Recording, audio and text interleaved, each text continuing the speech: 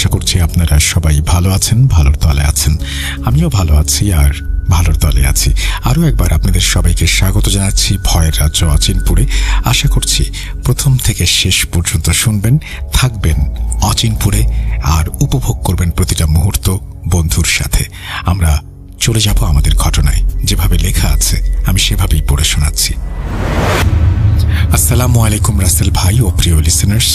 আপনারা হয়তো অনেকেই পড়াশোনার তাগিদে বা চাকরির সুবাদে নিজেদের বাড়ি ছেড়ে অচেনা শহরে এসে মেস জীবনে অভ্যস্ত হয়ে উঠেছেন।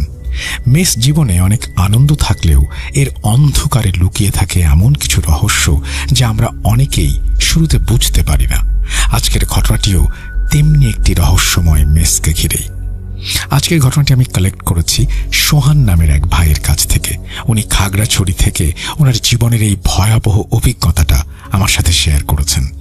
সোহান ভাই আমাকে যেভাবে ঘটনাটি বলেছেন আমি ঠিক সেভাবে আপনাদের সামনে তুলে ধরার চেষ্টা করছি।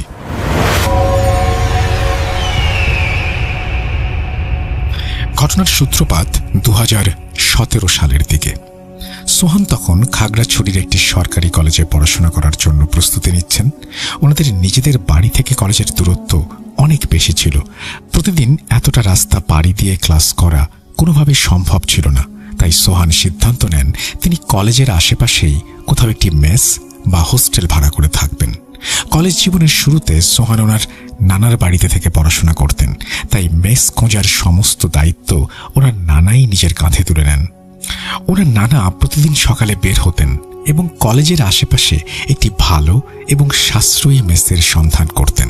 কিন্তু সমস্যা হলো সেই এলাকায় বেশিরভাগ মেসের ভাড়াই ছিল আকাশ ছোঁয়া। ওনার নানা অনেক খোঁজাখুঁজি করে সবচেয়ে কম ভাড়ার যে মেসটি পেয়েছিলেন সেটির সিট ভাড়াও ছিল প্রায় 2500 টাকার কাছাকাছি। প্রতি মাসে এতটা টাকা মেস ভাড়া হিসেবে দেয়া ওনার জন্য বেশ কষ্টসাধ্য ব্যাপার ছিল। এভাবে প্রায় 1 সপ্তাহ কেটে যায়। ওনার নানা প্রতিদিন নতুন নতুন মেস খুঁজতেন, কিন্তু ওনাদের সাধ্যের মধ্যে কোনো মেসই পাওয়া যাচ্ছিল না। অবশেষে একদিন কোথা থেকে যেন ওনার নানা একটি মেসের সন্ধান পান। এই মেসটি ছিল সম্পূর্ণ